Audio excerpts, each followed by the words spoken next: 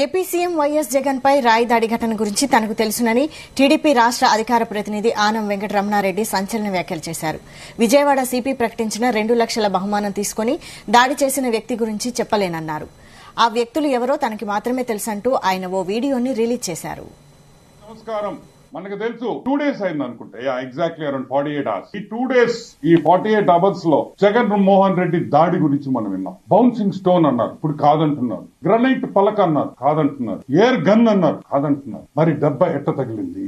జగన్ మోహన్ రెడ్డి కన్నుకి ఎలా దెబ్బ తగిలిందనేది ఒక పెద్ద మిస్టరీ. ఎవరికి అర్థం కావటం లేదు. పోలీసు వాళ్ళే తల గోక్కొని ఏమీ అర్థం కాక ఈ రోజు విజయవాడ సిపి టాటా గారు 2 లక్షల రూపాయల బహుమతి ఇస్తామని ఆయన ఒక ప్రకటన చేశారు. ఈ దాడి గురించి టాటా గారు, సిపి గారు ఎవడు ప్రపంచంలో కూడా మీకు దాని గురించి ఏమీ చెప్పలేరని కూడా మనం చేస్తున్నా ఒక ఆనం వెంకటరమణారెడ్డి తప్పితే. ఈ ఆనం వెంకటరమణారెడ్డికి ఒక్కడికే తెలుసు ఆ దాడి ఎట్ట జరిగిందో. ఇది దాడి మనుషులు చేసింది కాదు. ఈ దాడి మనుషులు చేసింది కాదు. ఈ దాడి ముమ్మాటికి చేసింది ఆత్మలే అని కూడా నేను మీకు అందరికీ మనవి చేస్తున్నా. నేను కూడా 2 రోజులుగా దీని గురించి ఆలోచించాను. వీడియోలు చూసి 100 సార్లు ఆ వీడియోలు చూశాను నేను.